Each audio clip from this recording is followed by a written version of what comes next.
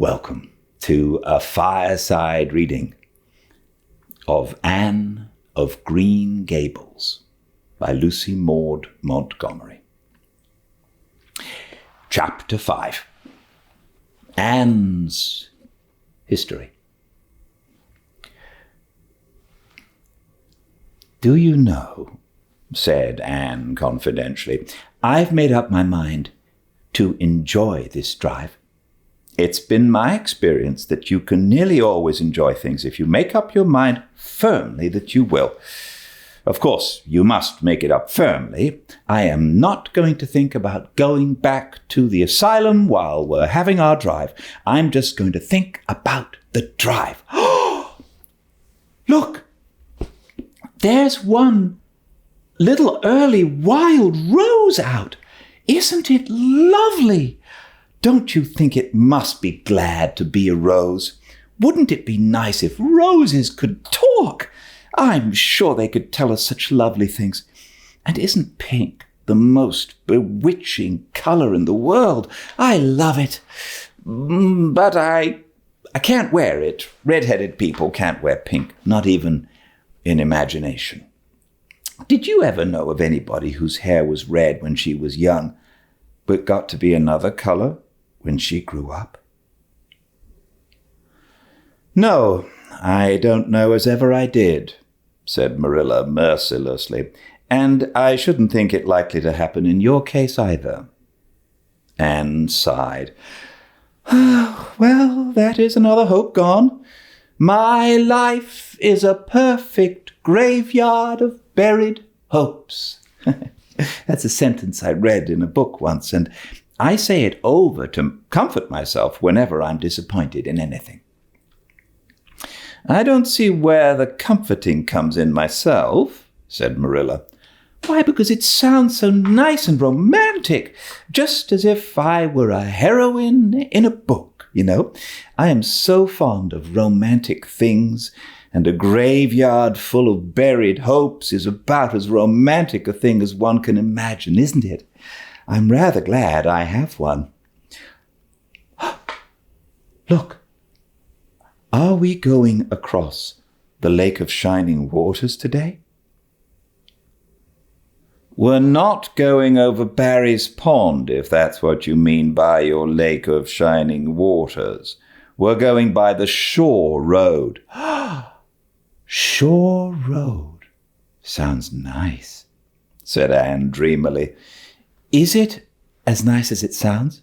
Just when you said Shore Road, I saw it in a picture in my mind as quick as that. And White Sands is a pretty name too, but I don't like it as well as Avonlea. Avonlea is a lovely name. It just sounds like music. How far is it to White Sands?" "It's 5 miles, and as you're evidently bent on talking, you might as well talk to some purpose by telling me what you know about yourself." "Oh, what I know about myself isn't really worth telling," said Anne eagerly. "If you'll only let me tell you what I imagine about myself, you'll think it ever so much more interesting." "No, I don't want any of your imaginings. Just you stick to bald facts. Begin at the beginning. Where were you born, and how old are you?" "I was 11 last March," said Anne, resigning herself to bald facts with a little sigh. "And I was born in Bolingbroke, Nova Scotia. My father's name was Walter Shirley, and he was a teacher at the Bolingbroke High School. My mother's name was Bertha Shirley. Aunt Walter and Bertha, lovely names. I'm so glad my parents had nice names. It would be a real disgrace to have a father named, well, say, Jedediah, wouldn't it?" "I guess it doesn't matter what a person's name is as long as he behaves himself," said Marilla, feeling herself called upon to inculcate a good and useful moral. "Well, I don't know." Anne looked thoughtful.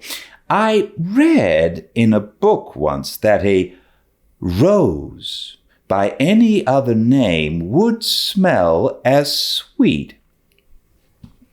But I've never been able to believe it. I don't believe a rose would be as nice if it was called a thistle or a skunk cabbage. I suppose my father could have been a good man, even if he had been called Jedediah, but I'm sure it would have been a cross. Well, my mother was a teacher in the high school too, but when she married father, she gave up teaching, of course. A husband was enough responsibility. Mrs. Thomas said that they were a pair of babies and as poor as church mice. They went to live in a weeny-teeny little yellow house in Bolingbroke. I've never seen that house, but I've imagined it thousands of times. I think it must have had honeysuckle over the parlor window and lilacs in the front yard and lilies of the valley just inside the gate. Yes, and muslin curtains in all the windows. Muslin curtains give a house such an air. I was born in that house. Mrs. Thomas said I was the homeliest baby she ever saw. I was so scrawny and tiny and nothing but eyes, but that mother thought I was perfectly beautiful. I should think a mother would be a better judge than a poor woman who came in to scrub, wouldn't you? I'm glad she was satisfied with me anyhow. I would feel so sad if I thought I was a disappointment to her, because she didn't live very long after that, you see. She died of fever when I was just 3 months old. I do wish she'd lived long enough for me to remember calling her mother. I think it would be so sweet to say mother. Don't you? And father died 4 days afterwards from fever too. That left me an orphan, and folks were at their wits' end, so Mrs. Thomas said, what to do with me. You see, nobody wanted me even then. It seems to be my fate. Father and mother had both come from places far away, and it was well known that they hadn't any relatives living. Finally, Mrs. Thomas said she'd take me, though she was poor and had a drunken husband. She brought me up by hand. Do you know if there is anything in being brought up by hand that ought to make people who are brought up that way better than other people? Because whenever I was naughty, Mrs. Thomas would ask me how I could be such a bad girl when she had brought me up by hand. Reproachful like. Mr. and Mrs. Thomas moved away from Bolingbroke to Marysville, and I lived with them until I was 8 years old. I helped look after the Thomas children. There were 4 of them younger than me. I can tell you, they were a lot of looking after. Then Mr. Thomas was killed falling under a train, and his mother offered to take Mrs. Thomas and the children, but she didn't want me. Mrs. Thomas was at her wit's end, so she said, what to do with me? Then Mrs. Hammond from up the river came down and said she'd take me, seeing as I was handy with children, and I went up the river to live with her in a little clearing among the stumps. It was a very lonesome place. I'm sure I could never have lived there if I hadn't had an imagination. Mr. Hammond worked a little sawmill up there, and Mrs. Hammond had 8 children. She had twins 3 times. I like babies in moderation, but twins 3 times in succession is too much. I told Mrs. Hammond so firmly when the last pair came. I used to get so dreadfully tired carrying them about. I lived upriver with Mrs. Hammond over 2 years, and then Mr. Hammond died, and Mrs. Hammond broke up housekeeping. She divided her children among her relatives and went to the States. I had to go to the asylum at Hopeton because nobody would take me. They didn't want me at the asylum either. They said they were overcrowded as it was, but they had to take me, and I was there 4 months until Mrs. Spencer came.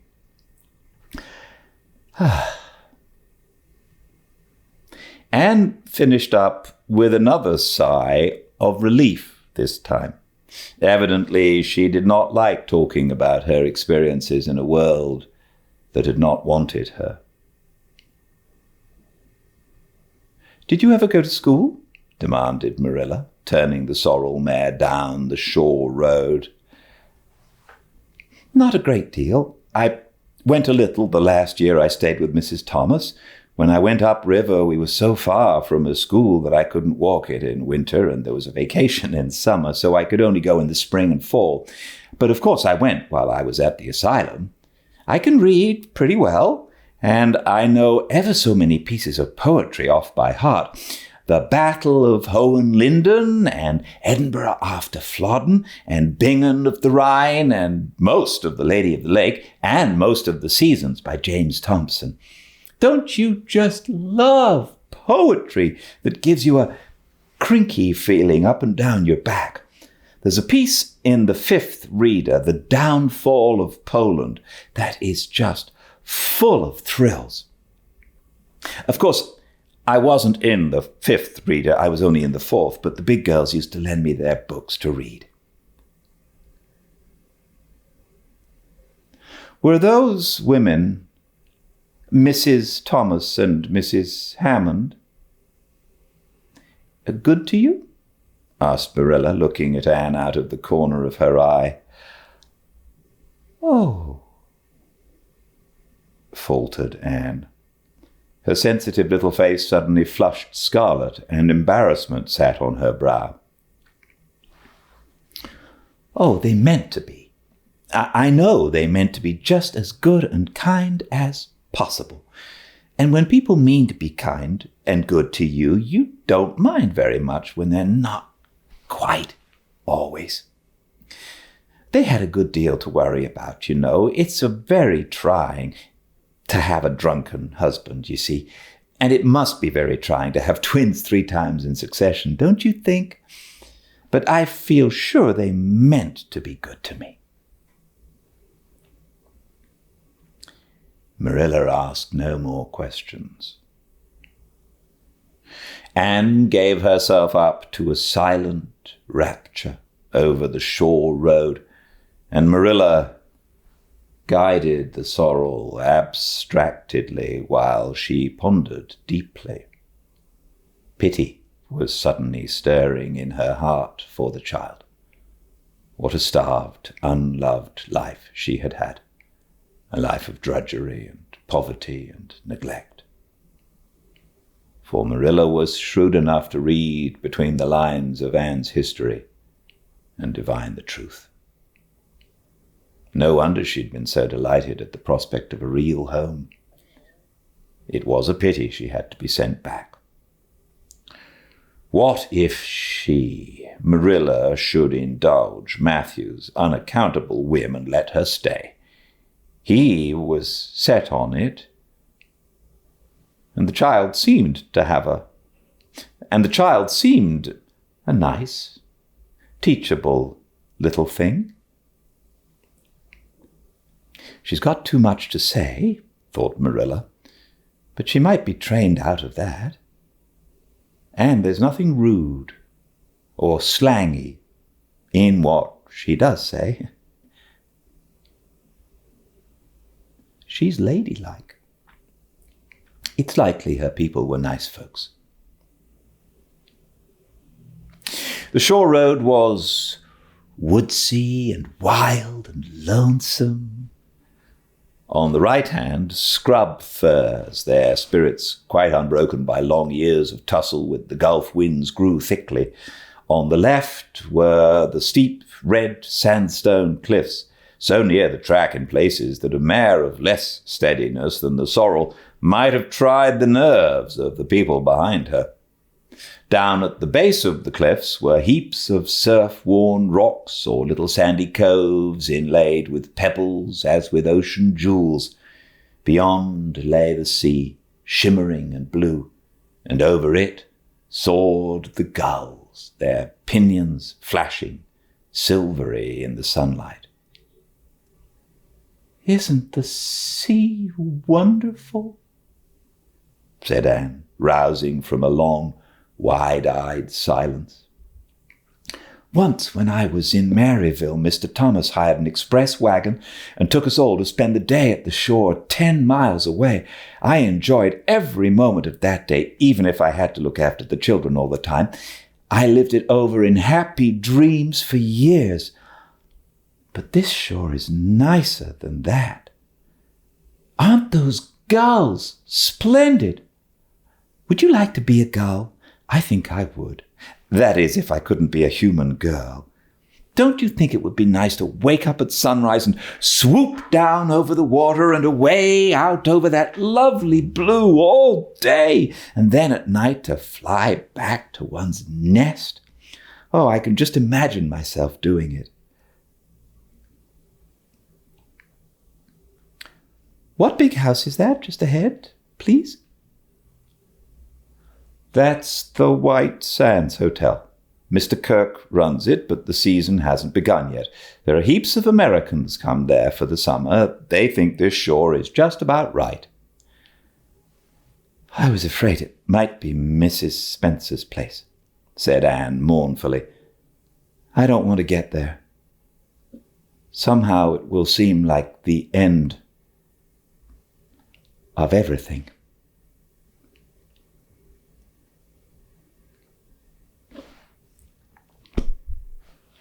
Poor Anne. Thanks for joining me. I hope to see you all tomorrow, same time and place, 5 Pacific, 8 Eastern, at Fireside Reading on Instagram. And if you miss any chapters, or if you'd like, please check out the YouTube channel, Fireside Reading, and subscribe and push the notification so we can let you know when the chapters go up. Until I see you again, please be very well. Good night.